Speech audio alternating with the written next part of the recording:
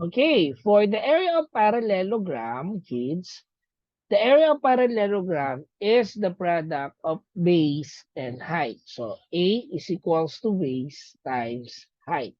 So, let's see kung kaya nang makagawa ng parallelogram dito sa ating, ito meron. Okay. So, let's say a parallelogram. Parang hindi yata kaya. Ito na lang. Okay. Let's say we have a parallelogram. Okay.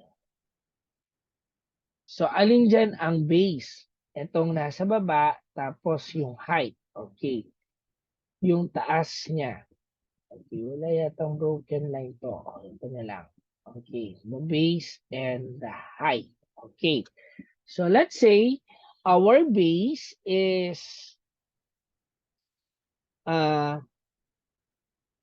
centimeter and our height is 5 centimeter.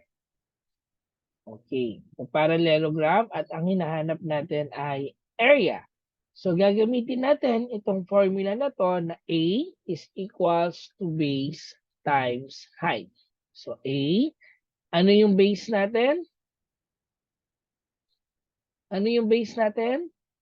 This is the base. This is the height, yung may arrow. Ano yung base natin? That is 2 what? 2 centimeters. 2 centimeters times 5 5 centimeters. centimeters. Okay. So area, let's compute. 2 times 5 is equals to 10. 10 what? 10 centimeters. Centimeter Square. squared. Kasi nasa area tayo. So sabi natin, pag area, that is unit squared. Okay, nakuha? Nakuha kung gaano kadali? Nakuha? O, isa pa. Okay, clear ko ulit to. Okay. Let's say we have, 20 centimeters square. okay, No. let's say, 100 centimeters square. okay, makinig na muna. Okay, we have a parallelogram. Ayan. So, drawing mo na si picture. Okay, with the height. Ayan. Height pa rin yan. Okay. We have a parallelogram that measure 3 meters and 6 meters. Okay.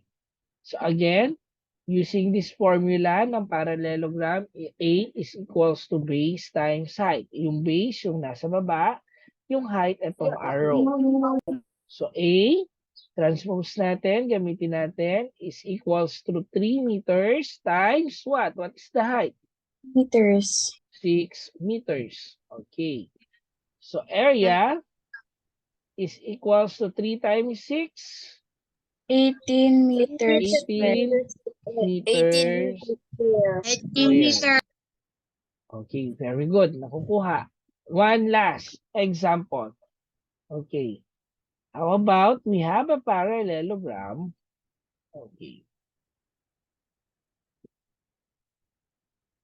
This kind of parallelogram. Oh, parallelogram pa rin to. Okay. This is the base. Yung, okay. Wait lang po. Yeah. This is the height. And this is the base. Okay.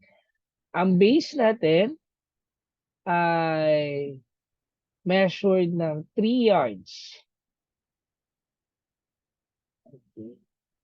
And we have 12 yards ating height. Okay. So A is equals to what? Ano ang base natin? Ano po ang base natin? 36.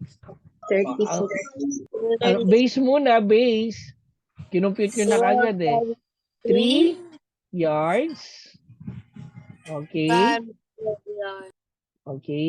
3 yards times what? Ano ang height natin? 12 yards. 12 yards. Minultiply nyo kagad eh. Okay. 12 yards. Okay. Very good. So 3 times 12, that is 36 yards squared. 36 yards square. Okay. So nakuha ang parallelogram? Nakuha ang parallelogram? Okay. Opo. Sige. Nakuha ang parallelogram. Okay, now, kung nakuha